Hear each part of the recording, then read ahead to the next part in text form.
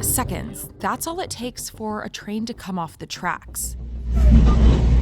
Like this one in Springfield, Ohio. It's just one of the around a dozen derailments already reported in 2023, according to the Association of American Railroads. Over 1,000 trains derail every year. Every single event that we investigate is preventable. And while not all are severe, derailments can happen in many ways. Here are some of the biggest reasons trains go off the tracks and what can be done to make the system safer. Derailments are the most common train accidents in the U.S. In 2022, 66% of accidents were classified by the Federal Railroad Administration as derailments. That's across all 600-plus railroad companies in the country, in both rail yards, where most derailments happen, and out on the main lines. And track issues are one of the biggest causes. That can be a track that's too wide, a broken rail, or a warped track. Essentially, it's when the track isn't ready for the train. Michael Hiller is the deputy director of the Railroad Investigation Office at the NTSB. He investigated this 2017 derailment in Gratinger, Iowa, where 20 cars of a Union Pacific train derailed at a bridge. That year, 14% of derailments caused by track issues were because of some sort of a broken track piece. The rail broke under the middle of the train. There's a portion of the train that's on the other side of the bridge and it's safe, but then there's a pile of cars, and then behind there's still a bunch of cars that haven't derailed. Some cars released ethanol, causing the train to catch fire. The NTSB found that the track in the area of the derailment was inadequately maintained. Every time it hit that zone, it would just pound that rail until it eventually broke. In 2013, a catastrophic derailment in Bridgeport, Connecticut was also caused by a broken track piece. A Metro-North passenger train derailed and collided with another train, injuring 65 people. In this incident, compromised joint bars that connect two different types of rail together were fractured.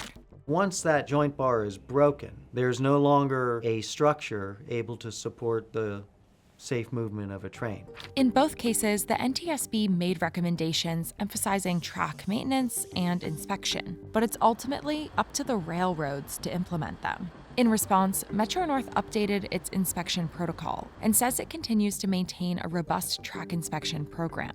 And Union Pacific says its inspection and maintenance policies go above and beyond requirements. As a track wears, it does require inspection and it does require maintenance. And it's that inspection that is really critical to identify what types of interventions are necessary to keep it operating safe. Track isn't the only thing that breaks. Among the major freight railroads, equipment failures were the most common cause of mainline derailments in 2022.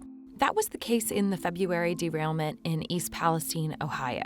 The NTSB's preliminary report said that an overheated wheel bearing likely caused the Norfolk Southern train to go off the tracks. Sparks under a rail car could be seen on surveillance cameras miles before the train derailed. 38 cars derailed, including 11 that were carrying hazardous materials and caught fire, damaging 12 more. The incident rattled the town, angering residents who still worry about damages to the community, including fear of possible water contamination. We all just want answers. I think that's what everybody here wants, is just answers. The Environmental Protection Agency has said local drinking water is safe. It also ordered Norfolk Southern to clean up the site. The railroad also announced new safety initiatives, like adding more temperature sensors to its tracks to alert a train's crew of any trouble before it's too late. Inspection and new sensors alone can't prevent all derailments. Many are caused by human errors. That can mean going too fast, miscommunication, or misaligned switches. The NTSB has tried to address human errors, including pushing for safeguards like positive train control. PTC is a system that helps to slow and stop trains to prevent accidents like collisions and overspeed derailments. In my time, I've had at least 4 investigations where overspeeding in a curve resulted in a derailment and a very catastrophic outcome. In 2008, Congress mandated that every major railroad develop a PTC system in the Rail Safety Improvement Act. It took 12 years for all of the railroads to fully implement PTC. Freight rail companies need to stop fighting us every time we try to do a regulation. Norfolk Southern's CEO said that the company supports legislative efforts to enhance rail safety. In March, a bipartisan group of senators proposed new legislation that would tighten safety regulations and increase fines. But pushback is expected. Industry group AAR criticized the proposed legislation, saying some regulations, like crew size requirements, wouldn't prevent future accidents. Overall, derailments are happening less frequently than they were a decade ago. That's thanks, in part, to advances in rail safety, including positive train control. But for some railroads, the rate of derailments has increased in recent years as they've moved more freight over fewer miles.